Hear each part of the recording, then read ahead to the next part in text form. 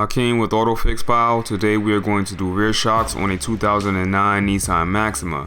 This procedure is almost identical on the Nissan Altimas and the Nissan Rogues. So if you're doing either one of those vehicles, this procedure should be pretty much just the same, pretty much. So, alright, the first thing you're going to want to do is take tension off of the rear shocks by putting a jack under the lower control arm and jacking it up a little bit. You may end up taking the car up off of the lift or the jack stand or whatever you're using to support the vehicle because you're putting some tension on that lower control arm and the rear shock. But you do need to take some tension off of that rear shock. So let's do that. And after that, you're going to want to take out the two 13mm nuts at the top.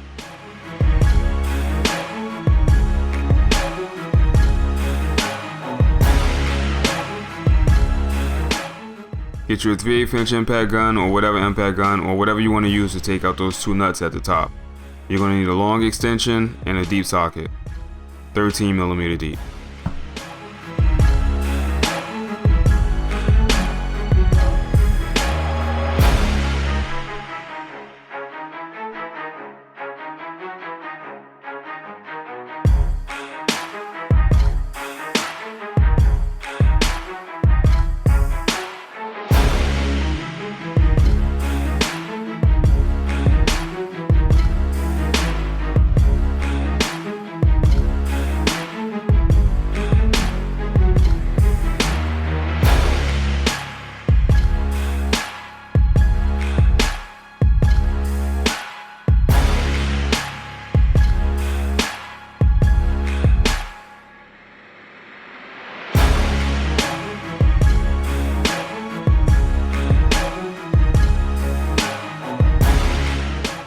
Alright, the next step is to remove that 18mm bolt right there at the bottom.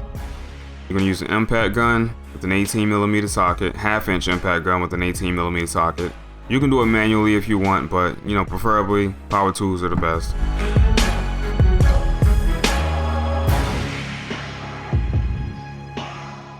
Personally, I don't like doing anything manually, so I'm going to use a power tool if I can fit it in here.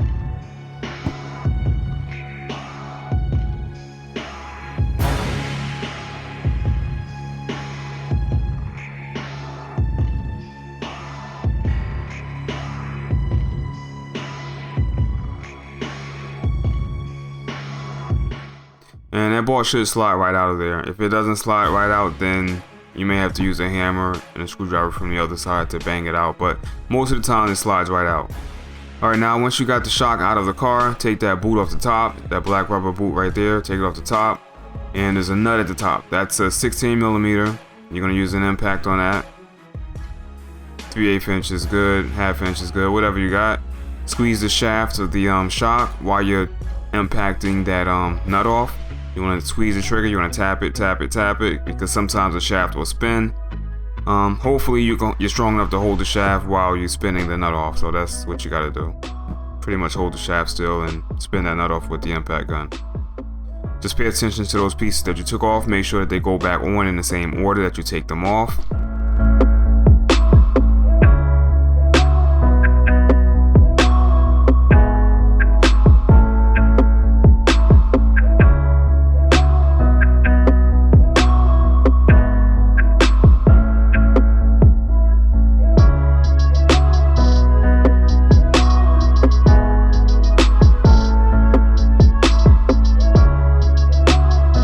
Press down on the new shock so you can release the retainer. That retainer that's holding the shock compressed. Take a little tension off of it, pull that off, take the nut off the top, put your boot on there, and then put your mount on. And after that, you should be ready to put your 16mm nut on.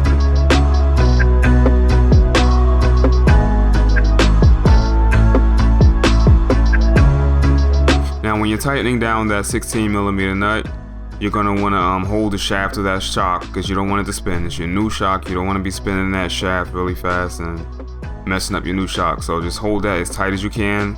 Just squeeze through that boot. There's a bump stop in it. You can squeeze through that bump stop if you squeeze it hard enough and keep that shaft from spinning and tightening the nut with the impact gun. It does help if you lubricate the tip of the shock so that it'll slide, so that the nut goes on a little easier. Now that nut has a nylon washer on it. Well, not a nylon washer, but there's nylon built into that nut so that it doesn't come off easily and that it doesn't go on easily. It's kind of a safety feature.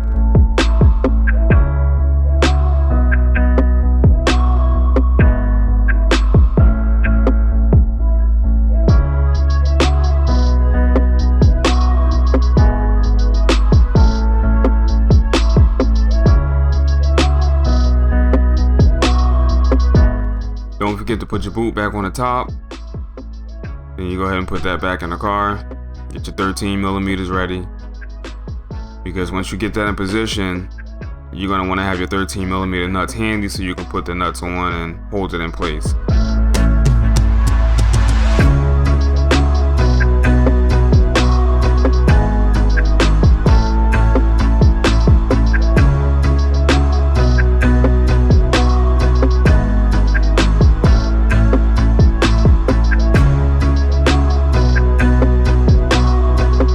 When you're tightening those 13 millimeter nuts up, make sure you don't overdo it. Don't use a 1/2-inch impact gun on that, because if you break those studs, this job's gonna go from easy to being a major pain in the butt, and you don't want to do that because you'll have to take the interior part, you'll have to drill it out, and you'll have to, it's just not an easy job to do if you break those studs. So don't break them.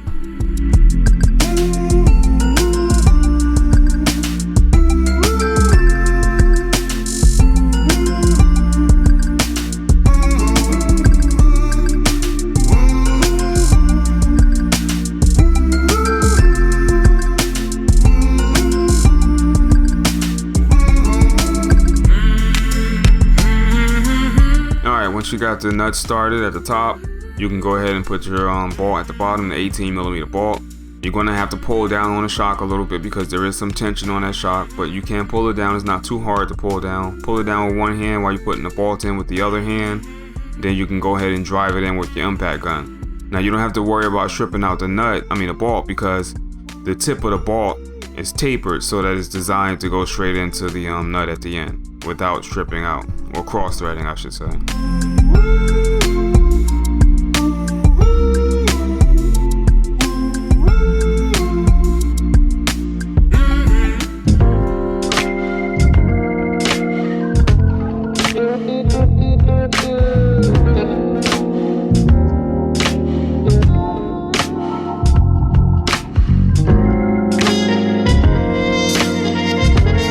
Alright, so once that 18 millimeter is tight at the bottom, just go ahead and tighten up the 13 millimeters at the top. Tighten them all the way up. Tighten them by hand if you don't have a low powered impact gun. And that's it. You're pretty much done. You can put your wheel back on. Don't forget to take your jack stands out, obviously. Put your wheel back on, torque it down to spec, and you've done. You've completed the job. So, AutoFix Pal, thanks for watching. Subscribe, like, comment, share. Peace.